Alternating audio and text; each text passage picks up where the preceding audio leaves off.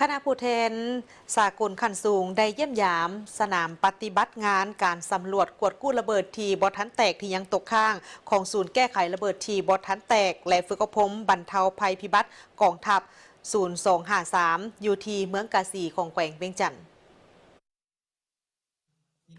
ในวันที่21 พฤศจิกายน 2025ที่เมืองกาสีแขวงเวียงจันทน์กระทรวงการต่างประเทศนำพาโดยท่านอนุภาพวงศ์นอกแก้วรองรัฐมนตรีกระทรวงการต่างประเทศทางเป็นรองประธานผู้ประจำการคณะกรรมการคุ้มครองแห่งชาติเพื่อแก้ไขปัญหาระเบิดที่บ่ทันแตกที่ยังตกค้างอยู่สาธารณรัฐประชาธิปไตยปาตสลาวพร้อมด้วยโครงการคณะกรรมการคุ้มครองแห่งชาติเพื่อแก้ไขปัญหาระเบิดที่บ่ทันแตกที่ยังตกค้างอยู่สาธารณรัฐประชาธิปไตยปาตสลาวได้นำพาคณะผู้แทนขั้นสูงคณะทูตตานุทูตองค์การสหประชาชาติและองค์การจัดตั้งสากล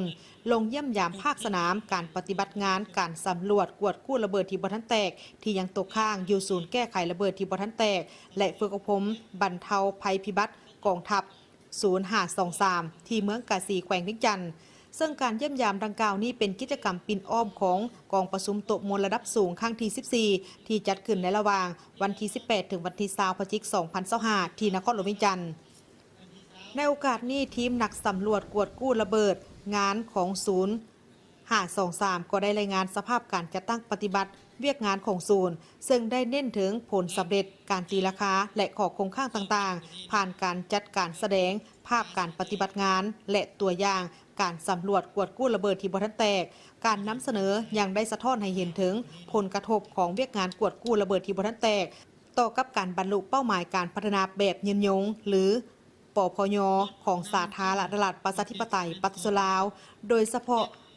การบรรลุเป้าหมายการพัฒนาแบบยืนยงแห่งชาติเป้าหมายที่18ชีวิตที่ปลอดภัยจากระเบิดที่บ่ทันแตก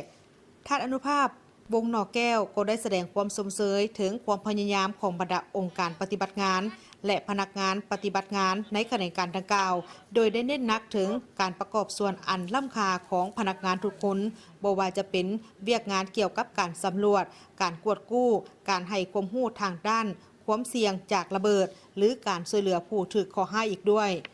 พร้อมนั้นท่านรองรัฐมนตรีก็ได้แสดงความขอบใจอย่างจริงใจต่อบรรดาคู่ร่วมพัฒนาและองค์การจัดตั้งสากลที่ให้การช่วยเหลือและสนับสนุนสาธารณรัฐประชาธิปไตยปาตสลาวในระยะที่ผ่านมาในการแก้ไขปัญหาระเบิดที่บ่ทันแตกที่ยังตกค้างอยู่สาธารณรัฐประชาธิปไตยปาตสลาวในเวลาเดียวกันนอกจากมีการวางแสดงอุปกรณ์ผลงานต่างๆที่เกี่ยวข้องรวมทั้งการจำลองการสำรวจพื้นที่เพื่อนำเสนอเวียกงานกวดกู้ให้คณะผู้แทนได้เห็นภาพตัวจริง0523ยังได้จัดกิจกรรมสาธิตขึ้นและได้มีการเสื้อเซินท่านรองรัฐมนตรีกระทรวงการต่างประเทศผู้ต่างหน้าจากทางองค์การกอยก้ากดปุ่มควบคุมทางไกลเพื่อดำเนินการทำลายระเบิดที่บ่ทันแตกอย่างปลอดภัยการสาธิตในครั้งนี้แมนได้ดำเนินการโดยทีมงานนักสำรวจกวดกู้ระเบิดของศูนย์ซึ่งได้แสดงให้เห็นถึงขั้นตอนที่หัดกุมและเทคนิคการทำลายระเบิดที่บ่ทันแตกที่ได้มาตรฐาน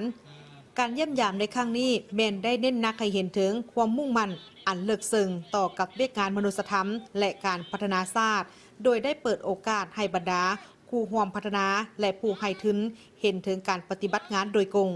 นอกนั้นการเยี่ยมยามในครั้งนี้ยังได้เสริมสร้างความโปร่งใสและส่งเสริมการสนทนายุทธศาสตร์สำหรับการร่วมมือในอนาคตกระทรวงการต่างประเทศในนามกองเลขาคณะกรรมการคุ้มครองแห่งชาติเพื่อแก้ไขปัญหาระเบิดที่บ่ทันแตกที่ยังตกค้างอยู่สาธารณรัฐประชาธิปไตยปาตสลาวได้ใช้โอกาสนี้เพื่อแสดงให้เห็นถึงผลสำเร็จที่เป็นรูปธรรมของแขนงการแก้ไขระเบิดที่บ่ทันแตกที่เป็นแขนงการบุริมสิทธิ์ของแผนพัฒนาเศรษฐกิจสังคมแห่งชาติและวาระแห่งชาติด้านการพัฒนา